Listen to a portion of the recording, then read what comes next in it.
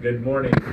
This is Rod Hutchins with the Iron Dream Team, and we are Facebook Live. We are in Portland, Oregon. We just got through taking the long flight from the island to here, and yeah, we are beat. I wanted to do a Facebook Live with the wingmen and woman that was my partners as I swam and biked and would have eventually ran, and they'll be the wingmen and women when I actually finish my marathon. And so, you guys are accomplished athletes, all three of you, triathletes, and you've been so gracious to take me under your wings.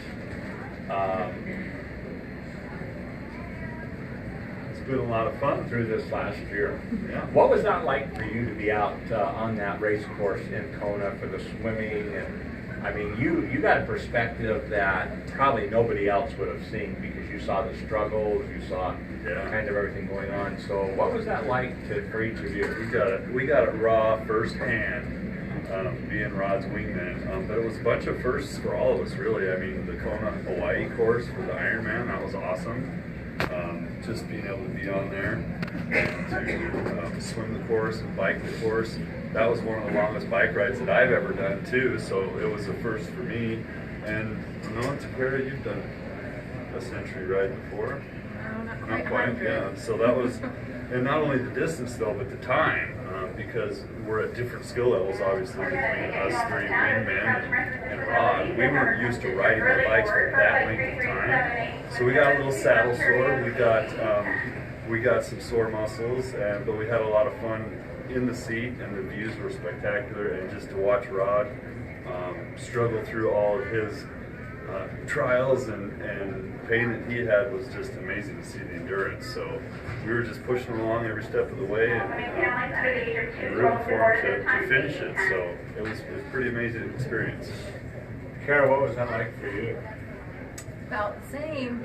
I just kept on going, trying to keep you going, and it was hard watching you struggle. I felt kind of helpless, like I don't know what to do. Just trying to keep positive and just try to finish. Well, and when they're talking about the struggle, it was Charlie Worth, muscle cramps that not only hit my legs, but then because there were so many in my legs, there were in my stomach and chest. And so these guys actually would have to stop while I got those massaged out. And so, yeah, there was nothing you could do. But Takara kept saying, make sure you push down and lift up on your pedals. And that kept me focused. What was it like for you, Greg?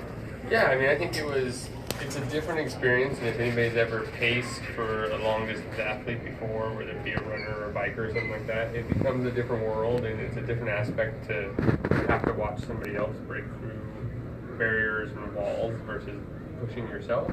And so it was really interesting. I mean, we basically got to see you, bust through several walls and continue to have the determination to push your body harder and harder and harder. When a lot of us are going, man, I don't know that I would be, jumping back on the bike after having to sit in the van and get massaged out to, move my legs again. So that was the amazing part for me. I think Mike referenced the time on the bike. How long? It was 18 hours on the bike?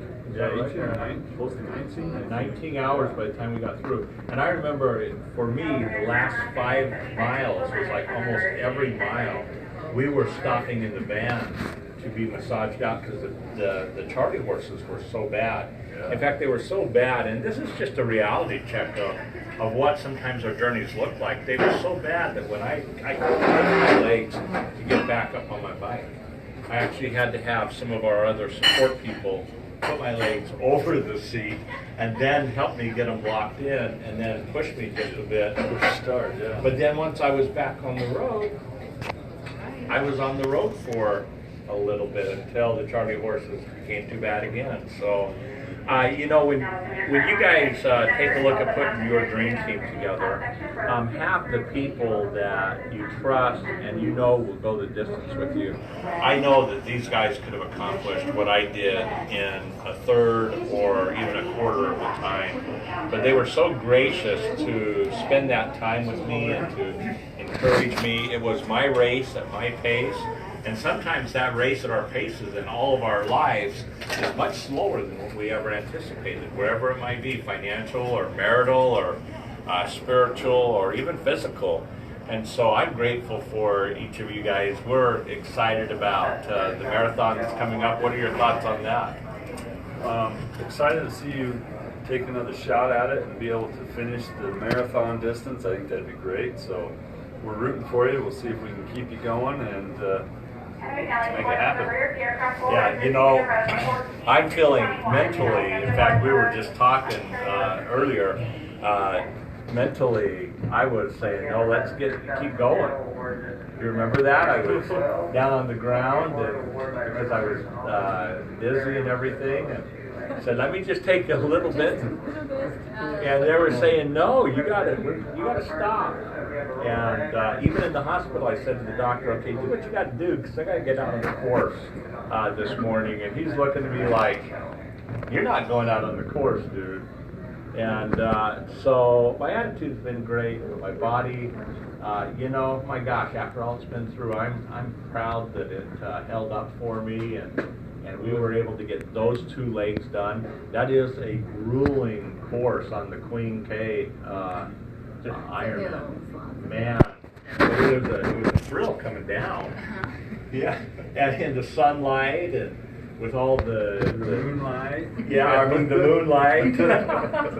Yeah, we were all going up on the sunlight. Past the sense in the dark. Yeah, so hey, thank you everybody who's followed these Facebook Lives. I was talked with yesterday about a documentary being made about this story. There's a movie that possibly will be made. We're going to take all the footage, but you've been able to see it. And I want to close like I've always closed. You know, if you have goals and dreams that you have put on the shelf for whatever reason, whether it be that you don't think you can do it, or health, or financial, take them off the shelf, dust them off, and let's figure out a way to do that. Form your own dream team that can help you get that done, because there's a lot of people out there that will do that. And I myself will help, you know, those that out there that want to reach out. I'll help you start that process. And so thank you for following us. And it's been quite the ride, literally. We're going to get on the plane and head to Salt Lake City now for 2 hours. And we're going to all go home to our respective places. Thanks, guys. Love you. All right, we'll see you guys. See ya.